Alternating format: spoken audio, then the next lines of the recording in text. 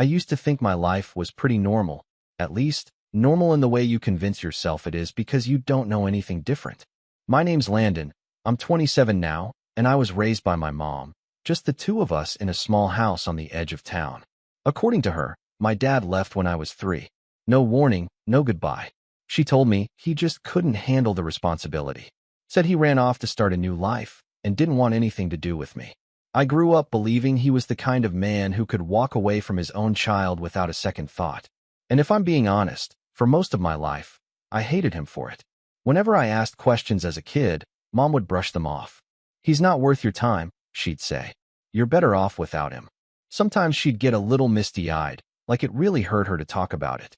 Other times, she'd stiffen up, like even remembering him made her angry. But the story was always the same. He was selfish. He abandoned us. We were stronger without him. I didn't push too hard. I figured if he didn't want me, then I didn't want him either. Still, there was always this quiet ache I couldn't shake. At school, when other kids made Father's Day cards, I'd sit there drawing something random just to have something to do with my hands. At birthdays, holidays, graduations, that empty chair didn't go unnoticed. Mom filled the void as best she could. She worked 2 jobs, took me to soccer games when she could, tried to be both parents at once. And I gave her credit for that. I did. But even as I got older, even as I told myself I didn't care, part of me always wondered what it would have been like if he'd stayed. Fast forward to a few months ago. I was living alone in a rented apartment downtown, working a decent job in IT, trying to keep my life quiet and simple. No drama, no chaos. Then one night, there was a knock at my door. It was late, just past 9 p.m. I wasn't expecting anyone. At first, I thought maybe it was a neighbor or maybe a package delivery gone wrong. But when I opened the door, I saw a man I didn't recognize. Late 40s, maybe 50s. Tall, graying hair, kind of worn, looking like life had put him through the ringer. He had this nervous energy about him, like he wasn't sure whether to speak or run. He held a small folder in his hands, like he was gripping it for dear life. "Landon?" he asked, his voice quiet, almost like he was afraid of the answer. I hesitated. "Yeah." He swallowed. I'm your father." I stared at him. For a few seconds, I didn't move. I didn't even breathe. I thought it had to be some kind of joke. Some scam. I actually glanced down the hall, half expecting a camera crew to pop out and yell, "Gotcha." But there was no camera. No prank. Just this man, this stranger, standing in front of me, looking like he was about to break. Then he said something that shattered everything. "I've been fighting to see you for 20 years, he said, his voice cracking. "Your mom told me you wanted nothing to do with me." It didn't register at first. My brain just kind of stalled. I blinked, trying to piece together what he was saying. Fighting? 20 years. My mom told him what? I have proof, he added quickly, fumbling with the folder in his hands. He opened it and pulled out a stack of papers. Legal documents, court letters, custody requests, return receipts, all with my name on them, all signed, all ignored. I felt like I'd been punched in the chest. My stomach twisted as I scanned the papers. I didn't understand all the legal jargon, but I didn't need to. It was right there in black and white. He hadn't walked away. He'd tried. Again and again. He'd filed for visitation. Tried to get phone calls. Sent letters. He'd been shut out. Erased. And Mom had told me he left. I didn't know what to say. I invited him in, and we sat on the couch in this awkward, surreal silence. He looked around like he couldn't believe he was really here, in my home. I could barely look at him, not because I was angry at him, because I wasn't. Not anymore. I was angry at her. Furious. But I didn't know how to process any of it. He started telling me stories about when I was born, about how he and my mom met, about how they'd fought constantly toward the end, but how he never wanted to leave me behind. He said he paid child support religiously, even when he was barely scraping by. But every time he tried to reach out, Mom shut it down. "She said you hated me," he said, his voice breaking again. "That you didn't want me in your life. That you'd scream and cry if I ever showed up. I didn't want to hurt you more than I already had." I just sat there, numb, trying to remember every time I'd asked about him. Every time Mom had shut it down. Every look. Every offhand comment. And the worst part? I'd believed her. When he finally left that night, he gave me his number. Told me to call if I ever wanted to talk. Said he understood if I didn't. That he just needed me to know the truth. I didn't sleep that night. I didn't go to work the next day. I just sat on the floor of my apartment, staring at those papers, trying to reconcile the man I'd just met with the one my mom had described my whole life. I called her that afternoon. She didn't answer. I called again and again. Finally, I drove to her house. She opened the door like nothing was wrong, smiling. "Landon, what a surprise." I didn't even say hello. I just held up the papers and said, "Why did you lie to me?" Her smile faded instantly. Her face went pale. "Landon, I don't know what that is, but..." "Don't," I snapped. "Don't lie again." For a moment, she just stood there. Then she crossed her arms and said something I'll never forget. "I did what I had to do. You were better off without him." That was it. No apology. No regret. Just justification. I don't even remember what I said after that. My ears were ringing. My hands were shaking. I walked away before I said something I couldn't take back. But I wasn't done. Not by a long shot. That was the day everything changed. The moment I realized my childhood wasn't what I thought it was. That the person I trusted most had manipulated me. For what? Control? Spite? I didn't know yet. But I was going to find out. And once I did, I'd make sure she regretted ever trying to rewrite my story. The days after that night felt like trying to walk through fog. I kept replaying his words. "I've been fighting to see you for 20 years. I kept staring at those legal papers, trying to remember if I'd ever seen a single letter, card, or even a missed call with his name on it. I hadn't. Not one. My mom had erased him from my life so completely, it was like he'd never existed. But now that I knew the truth, I couldn't go back. And once you open that door, once the illusion shatters, you start noticing everything else that never quite made sense. I didn't talk to Mom for 3 days. Not out of strategy, just because I didn't trust myself to speak without screaming. On the 4th day, I got a text from her like nothing happened. "Dinner this weekend? Aunt Marla's coming over. She'd love to see you." I stared at my phone, shaking. It was like she thought the conversation never happened. Like the lies she carried for 2 decades didn't matter. I didn't respond. A few hours later, she sent another text. "Are you still mad? I thought you'd understand by now. I only did what was best for you. Best for me." That line kept echoing in my head. I used to believe her when she said that. She always had this way of justifying things, like every decision she made, no matter how controlling or cold, was actually her being protective. Growing up, I thought that was love. That sacrificing someone's freedom or honesty was a mother's way of keeping you safe. But now I couldn't tell if she ever actually saw me as a person, or just as something she wanted to control. I finally responded a day later. "We need to talk. Just us." She invited me over that Sunday. Her house hadn't changed. Same gray furniture, same picture frames, same scent of oversprayed lemon cleaner in the hallway. She smiled when she opened the door like we were old friends reconnecting. "Landon, sweetheart," she said, reaching for a hug. I didn't return it. I walked past her into the kitchen and placed a folder of court documents on the table. "I want answers," I said. "Real ones. No spin. No more lies." She sat down across from me slowly, folding her hands in front of her like she was preparing for a debate. "I don't know what he told you, but..." "I've read everything," I interrupted. "The custody requests. The visitation filings. You told him I didn't want to see him. That I hated him." "What?"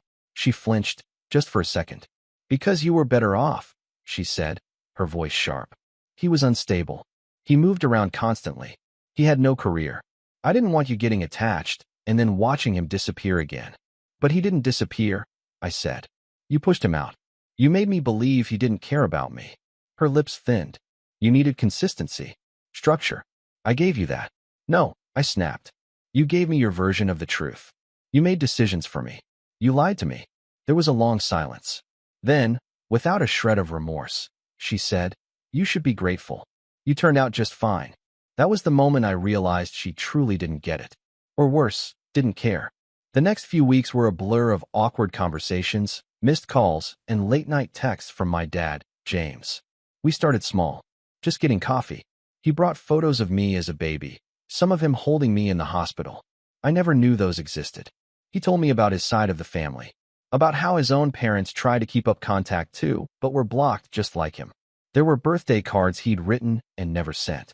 Letters he mailed that were returned unopened. He still had copies. But the more I talked to him, the more I started realizing something deeper. Mom didn't just lie to me about him. She cut me off from an entire side of myself. A whole family. A whole identity. She'd shaped my life to fit her narrative, then punished me emotionally anytime I tried to question it. And that's when other memories started hitting differently. Like how she always made me feel guilty for spending time with friends. How she hated it whenever I brought up moving to another city. How she never celebrated any of my accomplishments unless she could frame them as her sacrifices paying off. Then came the moment that cracked everything open. One afternoon, I was helping James go through some boxes in his storage unit. He was moving closer to my city, just renting for now. He handed me an old envelope labeled, "For Landon, do not open." Inside was a letter he'd tried to send when I turned 16. It said, "I know you might not want to hear from me. Maybe you think I left you. I didn't. I've been fighting for years. I just want you to know that you're loved. That you always were. I'm proud of you, even if I don't get to see who you're becoming." I didn't cry. I just sat there with it in my hands, numb. 16. That was the year Mom refused to let me go on a class trip because she said something felt off. That was the year she grounded me for getting a B in algebra and said I was starting to act entitled. She read that letter. I knew it. She intercepted it. She chose not to give it to me. That night, I confronted her again. This time, I didn't go in angry. I went in calm. Cold. She was sitting on the couch watching some baking competition show. She muted the TV when she saw me. "Did you read the letter he sent me when I turned 16? I asked. Her eyes flickered. Just enough to give it away. "I don't know what you're talking about." "Don't lie." She set the remote down carefully. "It wasn't appropriate. You were going through a rough time. I didn't want to confuse you. You didn't want to lose control." The words sat heavy between us. She laughed, this bitter, disbelieving sound. "Oh, so now I'm the villain? After everything I gave up for you." "You didn't give anything up," I said. "You took away my choices. You stole years from both of us." Her face tightened. "You're not a parent. You don't know what it's like to make those calls. I did what I had to." "You keep saying that," I said. "But you didn't have to. You chose to." She didn't respond. Just stared at me like she didn't recognize me anymore. I left without saying goodbye. And that should have been the end of it. But it wasn't. Because a week later, I got a message from my cousin Megan, Mom's niece. We weren't super close, but we followed each other on social media. She sent me a screenshot of a Facebook post Mom made in a private family group. It said, "After everything I've done for Landon, he's now running around with his deadbeat father, calling me a liar, acting like I ruined his life. All because of some old documents and manipulative stories. I gave that boy everything. And this is how he repays me. I don't want him at Christmas. Let him spend it with the man who abandoned him." It was like being stabbed in the back all over again. She was trying to control the story again, rewrite it to save face, paint herself as the martyr. And worse, she was doing it publicly. I didn't respond. I didn't comment. I didn't call her. I just let the silence sit. But something shifted in me that day. It wasn't just about me anymore. It wasn't just about lies or withheld letters. It was about the pattern. The way she twisted facts, rewrote memories, and tried to bend the truth until it served her. And I knew, if I didn't do something, she'd keep doing it. Not just to me, to everyone, to her friends, to the rest of our family, maybe even to herself. That's when I started making a plan. Not for revenge, not at first. Just for clarity, for truth. I wanted to know how deep this went. What else she had hidden. Who else she had lied to. And the more I uncovered, the more I realized it wasn't just about my dad. There were other secrets, other manipulations. And if she thought I'd stay quiet, she didn't know me anymore. I hit rock bottom the week before Christmas. There wasn't a single moment that broke me. It was everything all at once. The weight of 27 years of false memories. The anger, the confusion, the shame of not knowing my own story. And then there was the Facebook post. Seeing my mom, right, that I was running around with my deadbeat father, like I was some rebellious teenager chasing drama. That gutted me in a way I didn't know was possible. And the worst part? Some of my relatives actually believed her. A few liked the post.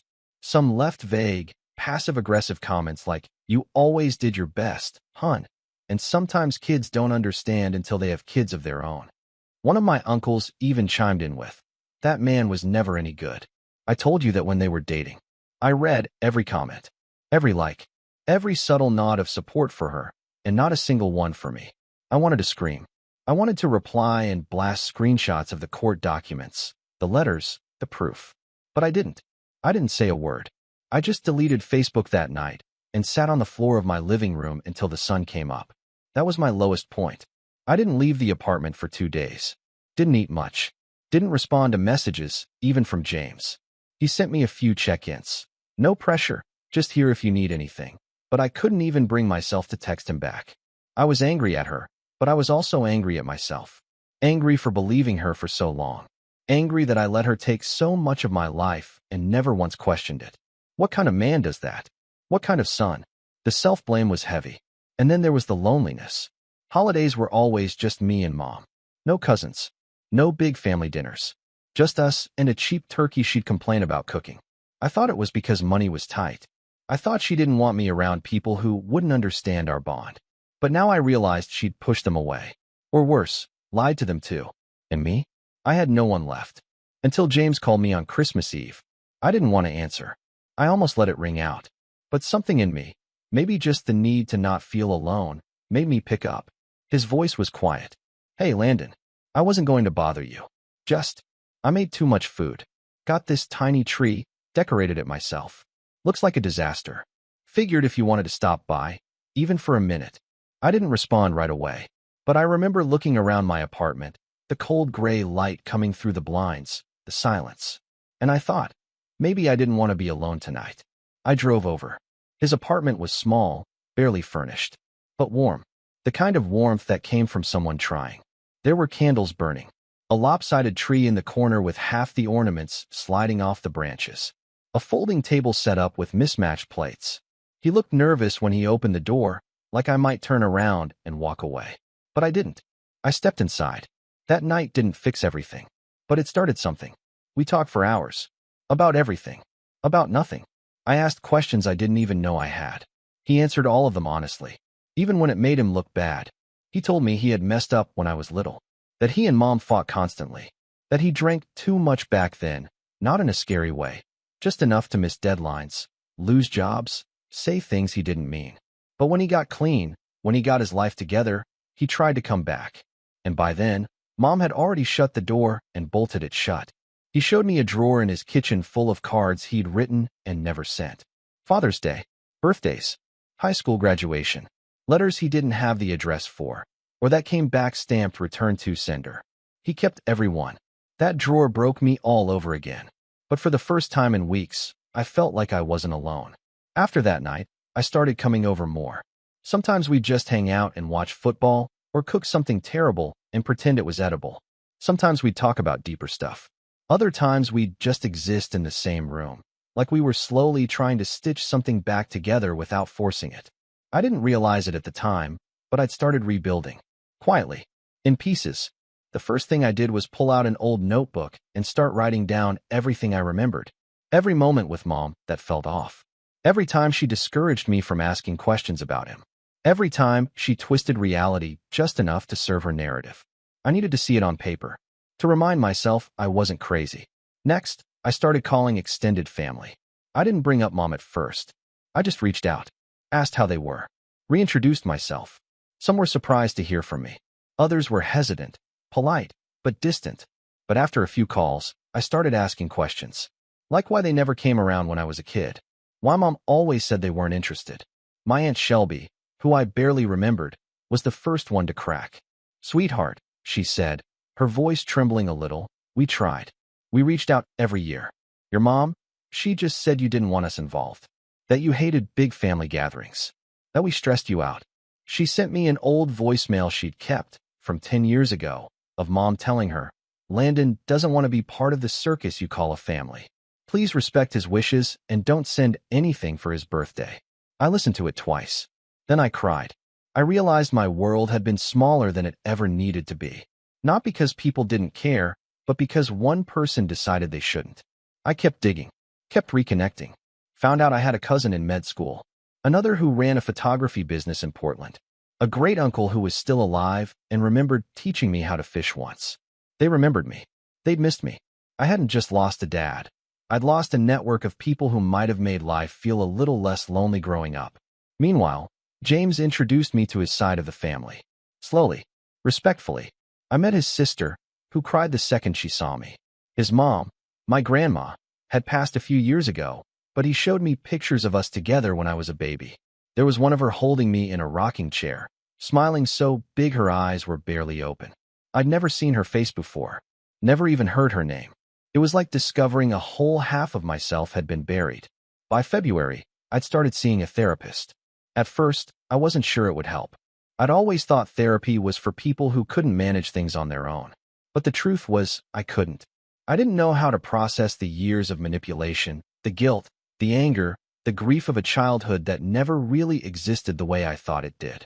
My therapist, a woman named Riley, helped me name things I'd never known how to name.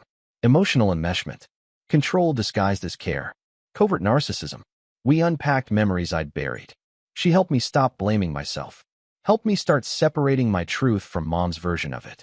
Week by week, I felt lighter. By March, I'd made a decision. I wasn't going to stay silent anymore. But I wasn't going to blow up her life with a social media post or a shouting match. That wasn't me. I wanted to do this smart. I wanted the truth to come out in a way that couldn't be spun or twisted. I wanted the receipts.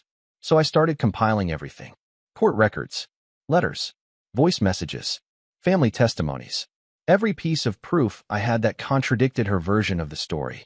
I organized it into folders, physical and digital. Not to use as a weapon. Not yet. But to have. Just in case. And maybe, one day, to show others who deserve to know the truth. I wasn't rushing into revenge. I was building the foundation first. Rebuilding my life, not just my case. And slowly, things started shifting. I started sleeping better, eating better, laughing more. I reconnected with an old friend from college and told them everything. They listened, didn't judge, just said, "You deserve better. I'm glad you're finally getting it." I got a raise at work. Started volunteering on weekends. Started journaling every morning. For the first time in years, I didn't feel like I was performing a version of myself for someone else's approval. I was just me. And every day, I grew a little more comfortable with that. But deep down, I knew the calm wouldn't last forever.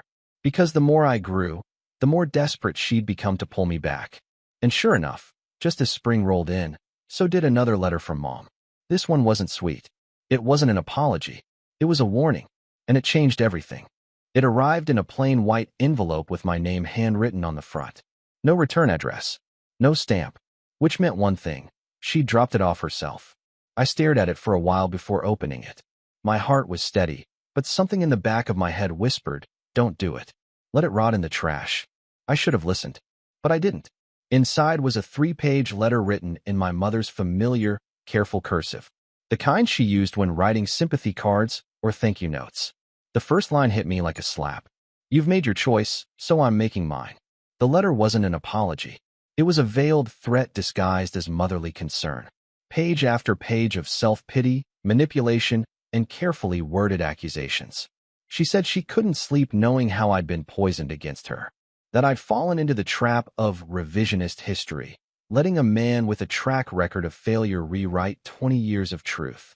She claimed she had protected me from trauma, and now I was dragging her name through the mud to feel powerful. She mentioned things she shouldn't have known. Conversations I'd had with extended family. People I'd spoken to. Things James had told me in confidence. That's when it clicked. She was reaching out to them behind my back. At the end of the letter, in bold ink, she wrote, "You can either let this go and come home, or I can start telling people what really happened during those years. I'm tired of being silent. And you're not the only one who can make noise." There it was. The line she thought would scare me into crawling back. The line that said, "I will ruin your reputation if you don't fall in line." Except this wasn't the same Landon she'd raised. I wasn't 17 anymore, desperate for her approval. I wasn't the boy who thought silence was love and obedience was peace. She didn't realize that everything she thought could be used against me was already mine. I sat with the letter for a day, then called James. He answered on the second ring. "Hey, kid. I think it's time," I said. "I'm done playing defense." There was a long pause. Then he said quietly, "What do you need me to do?" And just like that, the planning began. I started with a spreadsheet. Yes, a literal spreadsheet. I listed everything I knew, everything I had proof of, and every person who'd been pulled into her version of reality.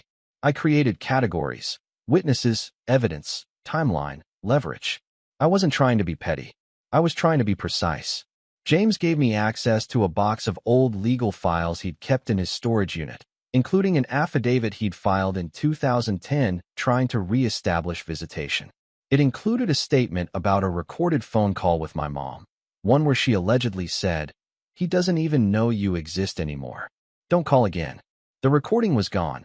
He'd lost it during a move, but the affidavit was official, signed and notarized. It gave me a window of time. I dug through email archives, old letters, anything I could find. And then, I struck gold. An old USB drive buried in a shoebox at James's place. He thought it was just full of work documents. But tucked inside one folder labeled taxes was a .mp3 file named simply call_Jan_2010. I opened it. There she was. Her voice, unmistakable. And the line? "He's my son, not yours. You can keep sending your little letters, but he'll never see them. I make sure of that." I sat back in the chair, staring at the screen. There it was. Proof she'd knowingly blocked contact. That she'd intentionally severed the bond between us. Not to protect me, not out of fear, but because she wanted total control. I backed that file up in 5 different places. Then I called Megan, my cousin who'd first sent me the screenshot of the Facebook post. We'd grown closer over the past few months. She'd been distant from Mom for years, mostly because of how Mom treated her after her parents' divorce. "Landon," she said when she picked up, "please tell me this isn't another bombshell." "I found a recording," I said. "I need to play it for you." I met her the next day and let her listen. Her face went pale halfway through. She covered her mouth and shook her head. "She always told us she tried to keep your dad involved," she said. "Said he was dangerous, unreliable, that he'd disappear for months, and that you were the one who didn't want anything to do with him. She made sure everyone believed it," I said. "She rewrote history." Megan sat in silence for a moment, then looked at me with fire in her eyes. "What do you want to do?" "I want the truth out," I said, "but I want to do it right. No shouting match. No drama. I want to be calm, collected, and undeniable." She nodded slowly. "Then you're going to need allies." Over the next few weeks, Megan and I worked quietly. She reached out to other cousins, aunts, and even one of Mom's old friends who'd been ghosted years ago for picking sides. One by one, we told them what happened. One by one, we shared documents, letters, screenshots, the recording. Some were shocked. Some cried. A few admitted they'd always suspected Mom exaggerated things, but they'd been afraid to say anything. She was the kind of person who could freeze you out of her life like flipping a switch. She wielded isolation like a weapon, and no one wanted to be the next target. But now they were listening, and I wasn't stopping there. I reached out to Riley, my therapist, and asked for help drafting a letter. A clear, composed, evidence-backed account of the last 27 years. Not emotional, not vindictive, just factual, with timestamps, references, and a few key attachments. It took 2 weeks to get it right, but when it was done, it was airtight. I printed 30 copies. Then came the final piece. I reached out to a local attorney, a soft-spoken, no-nonsense guy named Mr. Halvorsen. I didn't want to sue. I didn't want money, but I did want options. Legal options. Protection. He reviewed everything. "I'll be honest," he said, flipping through the binder I handed him. "This is one of the clearest patterns of parental alienation I've seen that never went to court." "Can I file anything retroactively?" I asked. "Not easily," he said, "but you can make a formal declaration. You can protect yourself if she starts spreading lies. And depending on how far you want to take this, you can submit a request to have this documented with the family court. You have more power than you think." That was all I needed to hear. I wasn't trying to burn her world down. I just wanted her to stop thinking she could light mine on fire and walk away without getting singed. So I waited for the right moment. And it came, just 2 weeks later. I was at work when I got a call from Megan. "She's planning something," she said. "She's telling people you're threatening her, that you're harassing her with your dad. She's trying to build a case." My heart didn't even race. I just smiled. "Perfect," I said. "Let her try." I'd already drafted my response, already prepared the documents, already notified my lawyer, already made peace with who I used to be and who I wasn't anymore. The next move was mine. It all came to a head on a Sunday afternoon in May. Mother's Day, to be specific. She was hosting her usual small gathering. Just a few relatives who still tiptoed around her orbit, mostly out of habit or obligation. Megan was invited, though she hadn't RSVP'd. Neither had I. That was intentional.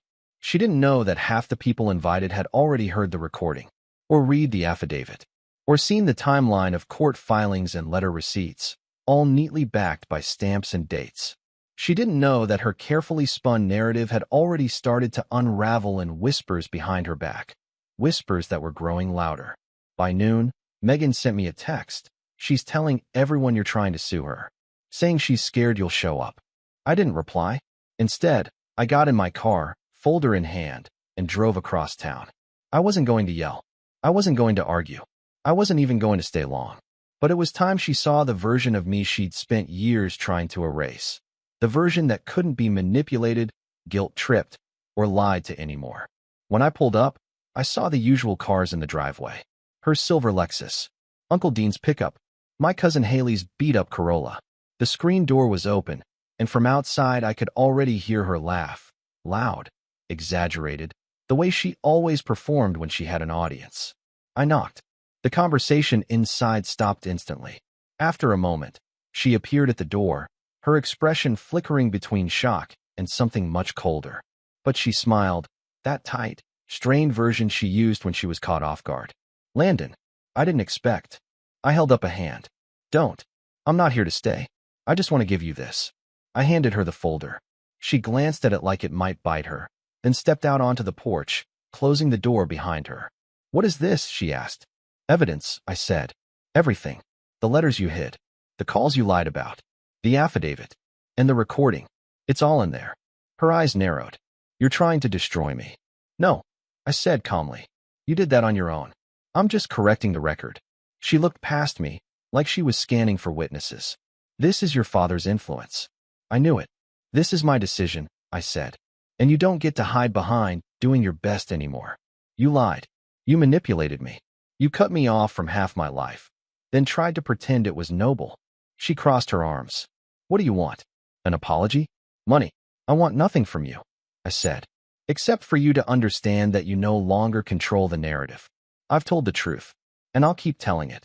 She opened the folder and flipped through a few pages. Her face went pale when she saw the transcript of the 2010 call. She stopped when she got to the statement from Megan, how Mom used emotional manipulation to isolate me from extended family.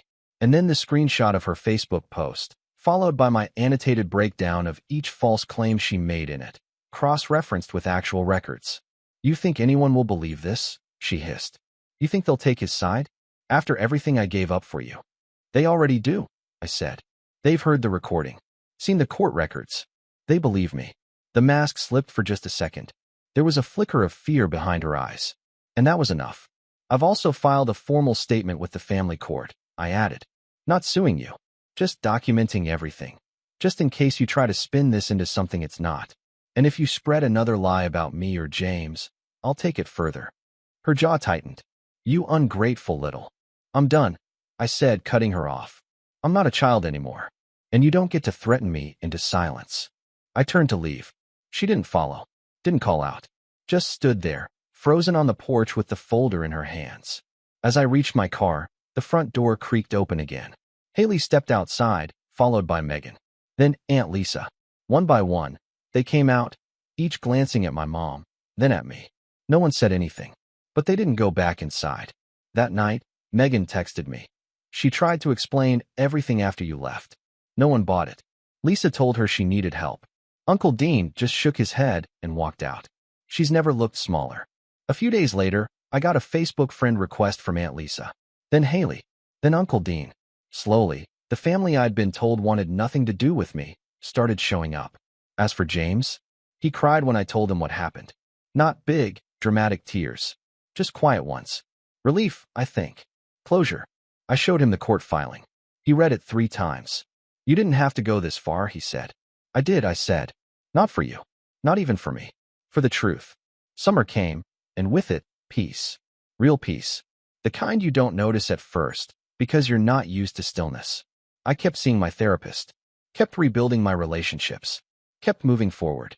Mom didn't reach out again. I heard through Megan that she was taking time off from family gatherings, claiming she needed to focus on her health. But no one was buying it. Not anymore. The silence she used to weaponize had become her prison. And me? I started writing. Just little essays at first, then a blog. I told my story, not with names, not to get sympathy, but to help others recognize what I didn't for so long. That love shouldn't feel like control, and truth doesn't have to scream to be heard. One night, months later, I sat across from James at a small diner. We'd just finished dinner. The check was paid. He looked out the window and said, almost to himself, "Funny thing about the truth. It doesn't go away just because someone buries it." I nodded. "No," I said, "but it's a hell of a thing when you finally dig it up." And for the first time in my life, I meant it. The past can't be changed. But the truth? The truth will always surface, especially when you stop being afraid of the noise it makes.